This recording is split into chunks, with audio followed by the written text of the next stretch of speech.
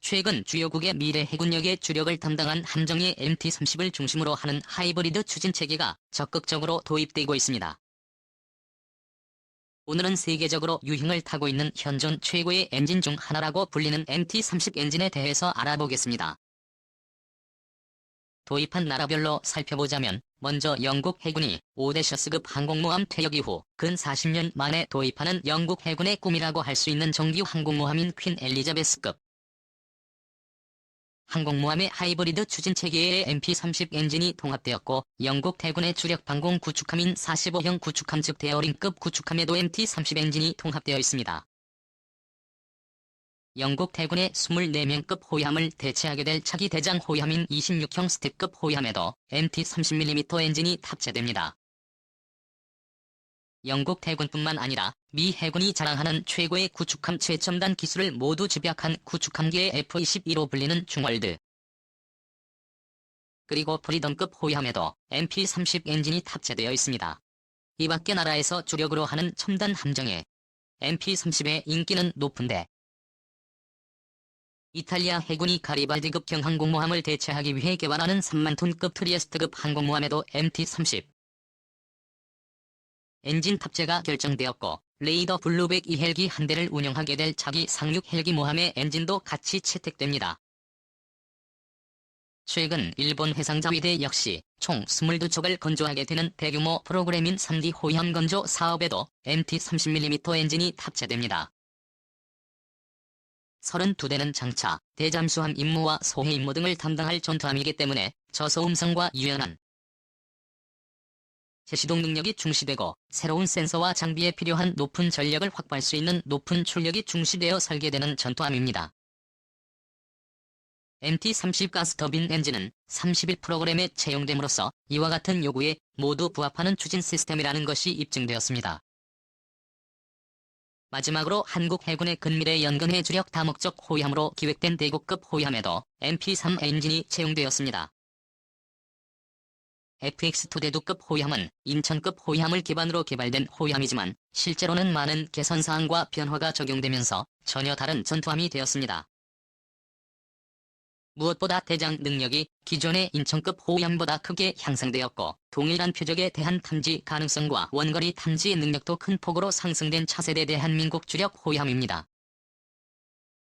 본론으로 돌아가 영국, 미국, 이탈리아, 일본, 한국 등 차세대 해군 함정들의 주력 엔진으로 사용하는 MT-30은 어떤 매력이 있을까요? 우선 MP-3 엔진은 다양한 속력 영역에 최적화된 동작을 하는 시스템입니다. 이는 MT-30 엔진이 롤스로이스의 트렌트 800 항공 엔진을 기반으로 하는 시스템으로서 애플 IDC를 기반으로 하는 디지털 엔진 제어 체계가 MT-30 엔진을 다양한 조건에 미세하고 이상적인 변화와 속력을 디지털 처리하여 미세한 시간 간격으로 엔진의 동작을 정밀하게 제어할 수 있다는 것입니다. 두 번째는 신뢰성인데 MT-30 엔진은 4,500만 시간 이상 운영되면서 기계적인 신뢰성이 입증되었습니다. 사실 MT-35 엔진은 트렌트 800 항공 엔진과 80% 이상이 같은 부품을 사용하고 있는데 해상 운용보다 더욱 자극이 많은 항공기 엔진 부품으로 채용되어 가혹한 환경에서도 오랜 시간 동안 안정적으로 작동함으로써 신뢰성이 입증되었습니다. 최대 속력이 45노트에 달하는 미 해군의 프리덤급의 MT-30 엔진이 채용된 것도 이 때문입니다. 최대 속력이 다른 전투함들의 그것을 크게 상회하기 때문에 더욱 폭 넓은 속력 구간에서 엔진을 제어할 수 있어야 했고 MP-3 엔진은 디지털 자동 제어 체계에 의해 높은 속력에서도 엔진을 다양한 변수에 최적화된 동작을 할 수 있었기에 채택되었습니다. 세 번째 장점은 효율이 높다는 것입니다. MT-30 엔진은 동일한 작동 조건에서 온도 증가가 남습니다. 이는 엔진의 작동 과정에서 발생하는 에너지 손실이 낮다는 것을 의미합니다. MP-30 엔진은 코어가 기존의 가스 터빈 엔진의 그것보다 더욱 효율적으로 압축할 수 있으며 특히 압축기 팬과 터빈 블레이드의 형상 설계 시에 더욱 선진적인 기술이 반영되어 기존의 엔진보다 에너지 손실이 더욱 적다는 점을 의미합니다. 이 때문에 MT-3 엔진은 높은 출력을 갖는 엔진이면서 체격은 더욱 작습니다. 5번 사진이 대한민국의 대우급 호위함 마지막 장점으로 MT-30 엔진은 높은 내구성을 갖고 있습니다. 미 해군은 프리덤급 CS를 싱가포르에 전개하여 운용하고 있는데 2008년부터 올해까지 약 6,500시간 이상 운영하고 있는데 그럼에도 불구하고 싱가포르에 배치되어 작전하는 동안 1년 이상 정비를 하지 않고 운용을 하면서도 전혀 엔진에 고장이 발생하지 않았습니다.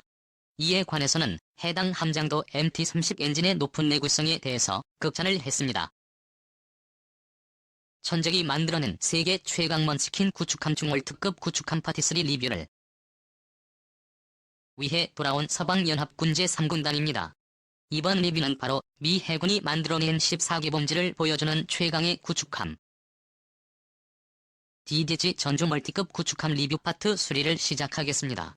사중 월드급 구축함의 미래의 무장과 새로운 체계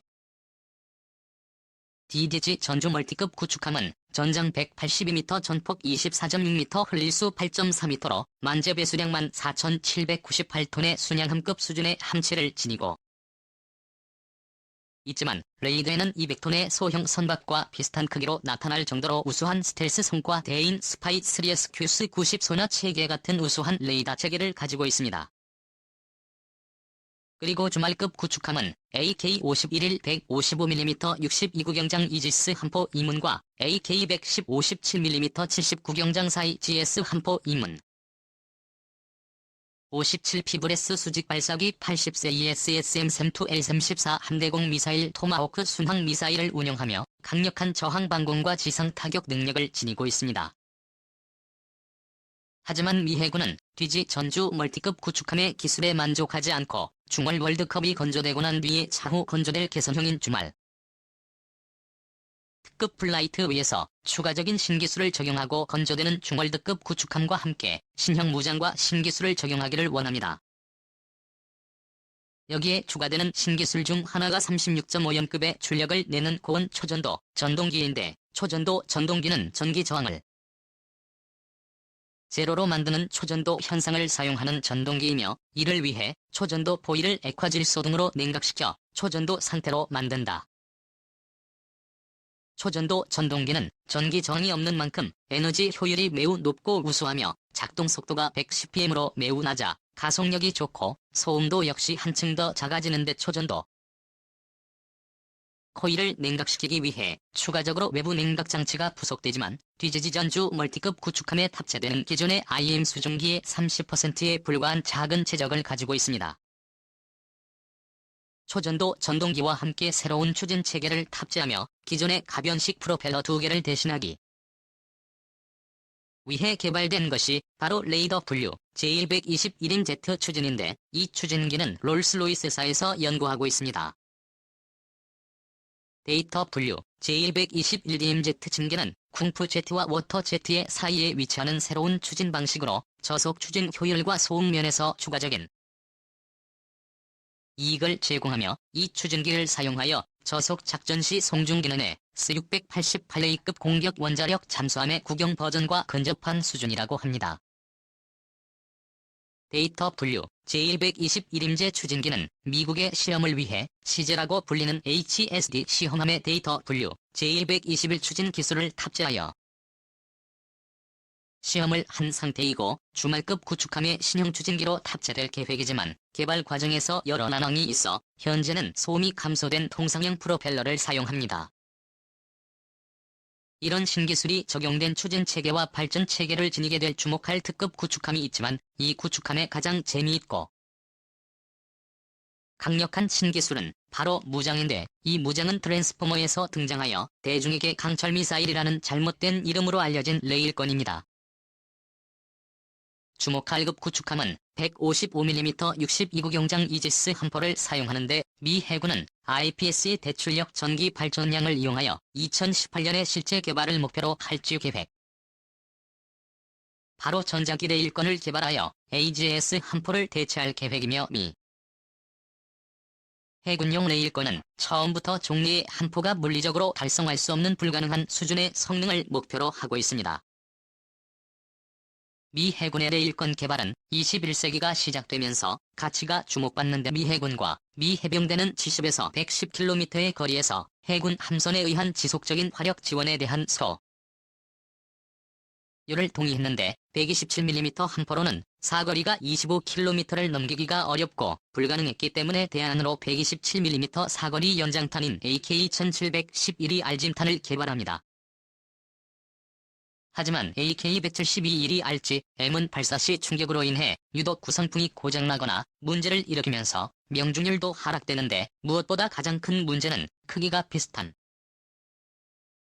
기존 127mm 포탄 내부의 유도 부품이 추가로 들어가 심각한 위력 부족 문제가 발생하였고 결국 개발 지연으로 인한 단가 상승과 기술적 부재로 이에 뒤엔 개발은 취소됩니다. 127mm 함포의 사거리와 위력 부족으로 활드급 구축하면은 신형 155mm 데이지 S 함포를 탑재하여 160km의 사거리를 확보하지만 지나치게 커지고 무거워졌고 탑재가 가능한 함선은 한정되었고 전용 사거리 연장탄인 대만의 레이비판도 단가가 상승하면서 문제가 됩니다. 현대적인 전투함에서 활용이 가능한 화학식으로 발사되는 포화 자체 추진식 포탄의 조합은 155mm급으로도 한계에 도달한 상태인데 레일건은 화학식으로 작동하는 보드의 물리적 요소 제약과 한계를 무시하는 새로운 체계에 보입니다. 레일의 원리나 기본 구조는 방전이 일어나지 않을 정도로 이격된 두 개의 레일 사이에 아마추어를 위치시킨 상태에서 레일에 전류를 가하면 양극 레일 아마추어 응급실을 거치는 전개 회로가 형성되며 이때 양극과 음극 레일에서는 서로 반대 방향의 자기력선이 생성되며 이 레일의 자기장과 아마추어를 통해 흐르는 전류 사이에 작용하는 힘인 로렌 전력이 아마추어를 전원의 반대 방향으로 밀어냅니다. 레일건은 노렌지의 법칙에 따라 아마추어에 작용하는 힘의 크기는 전류의 제곱에 비례하며 충분히 큰 대전류를 레일에 공급한다면 아마추어를 밀어내는 힘도 역시 급격하게 증가하는데 전원 공급 체계가 충분한 전류를 공급한다는 전제하에 화학식 포의 물리적 한계를 초과하는 위력을 얻고 전류의 제어에 따라 위력의 정밀한 제어도 가능합니다. 그리고 레일건은 발사 시 포신 내부 압력을 고려해 혼부 폐쇄나 포신의 구조적 강화에 대한 요구가 간소화되기 때문에 설계 운용성에서 장점으로 작용합니다.